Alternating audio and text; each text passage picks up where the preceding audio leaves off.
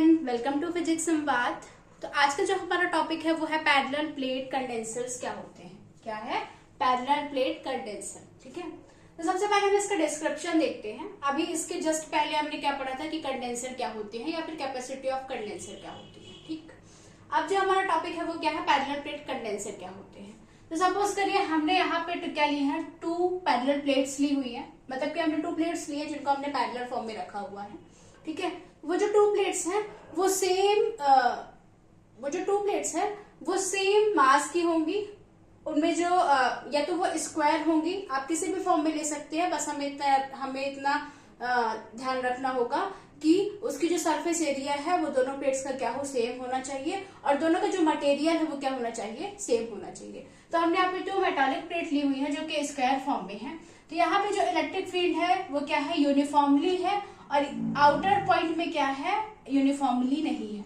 ये एक P point है जहां पे हमें इंटेंसिटी ऑफ इलेक्ट्रिक फील्ड को फाइंड करना है, और इन दोनों के बीच जो डिस्टेंस है वो क्या है, डी है। तो ए पॉइंट जो ए प्लेट है उसमें क्या है, पॉजिटिवली चार्ज है, और बी क्या है, अनचार्ज है। तो जब हम बी प्लेट को क्या करते हैं, अर्थिंग करेंगे, तो इसके जो इलेक्ट्रॉन है वो इधर साइड फ्लो करके अनचार्ज के जो पॉजिटिव चार्ज है उसे क्या करेंगे, न्यूट्रलाइज कर देंगे।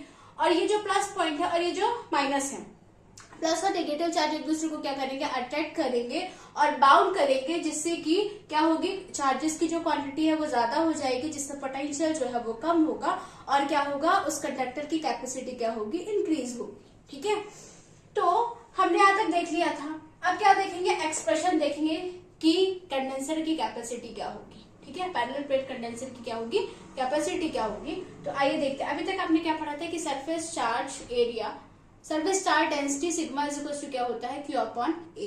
ठीक है, अब सपोज करिए कि यहाँ पे क्या है, यूनिफॉर्मली इलेक्ट्रिक फील्ड है। जहां पे भी यूनिफॉर्मली इलेक्ट्रिक फील्ड होती है तो आपने क्या पढ़ा था, उसका फॉर्मूला कि E इज इक्वल टू क्या होता है, सिग्मा अपॉन 2 एप्सिलॉन नॉट के। क्या पढ़ा था आपने formula, sigma is equal to 2 epsilon naught के। अब हमें क्या करना है, 2 प्लेट्स के बीच में निकालना है। तो सपोज करिए कि ए पॉइंट जो है, ए प्लेट है, ए में पॉजिटिवली चार्ज है, उसकी वजह से इलेक्ट्रिक फील्ड क्या होगी, तो E1 इज इक्वल टू क्या हो जाएगा, सिग्मा अपॉन 2 एप्सिलॉन नॉट के। ठीक है, इसी तरह बी चार्ज की वजह से क्या होगी आपकी इलेक्ट्रिक फील्ड, तो बी चार्ज की वजह से क्या हो जाएगी, पॉइंट पी पर E2 is equal to sigma 2 epsilon naught के। अब जब आप total intensity of electric field निकालेंगे तो उसे E से डिनोट करेंगे, और E इज इक्वल टू क्या हो जाएगा, E1 प्लस E2। अब जब आप E1 और E2 को ऐड करेंगे तो सिग्मा अपॉन एप्सिलॉन नॉट के आ जाएगा। फिर आप क्या करेंगे, सिग्मा की वैल्यू रख देंगे। सिग्मा इज इक्वल टू क्या होता है, Q अपॉन A होता है। तो सिग्मा की वैल्यू यदि आप यहाँ पे रखेंगे तो E इज इक्वल टू कितना हो जाएगा, E इज इक्वल टू हो जाएगा आपका Q अपॉन एप्सिलॉन नॉट के।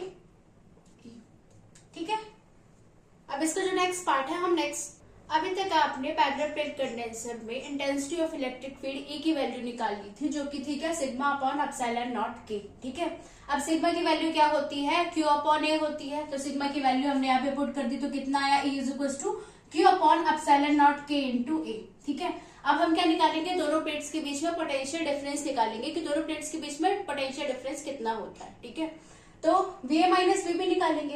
तो पोटेंशियल डिफरेंस का एक फॉर्मूला होता है कि potential difference is equal to क्या हो जाएगा, intensity of electric field into उन दोनों प्लेट्स के बीच में कितना स्मॉल सेपरेशन है, मतलब कि सेपरेशन बिटवीन 2 पॉइंट्स। ठीक है, तो इंटेंसिटी ऑफ इलेक्ट्रिक फील्ड कितनी है आपकी, Q एप्सिलॉन नॉट के इनटू A।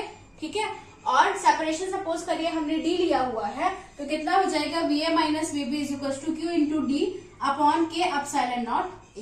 ठीक है, अब हम क्या निकालेंगे, कैपेसिटी निकालेंगे। क्या निकालेंगे, कैपेसिटी ऑफ कंडेंसर निकालेंगे। तो C इज इक्वल टू क्या होता है, Q अपॉन V होता है। तो V हमने क्या लिया हुआ है, पोटेंशियल डिफरेंस लिया हुआ है, VA माइनस VB। तो VA माइनस VB की वैल्यू पुट करेंगे, और Q तो एज इट इज रहेगा।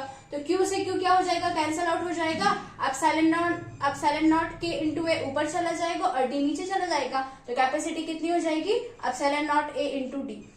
अब यदि जो K है हमारा डाइलेक्ट्रिक मीडियम K जो है इज इक्वल टू 1 है, तो कैपेसिटी की वैल्यू कितनी आ जाएगी, epsilon naught A upon D, और इसकी जो यूनिट होती है वो क्या होती है, फैराड होती है। Thank you.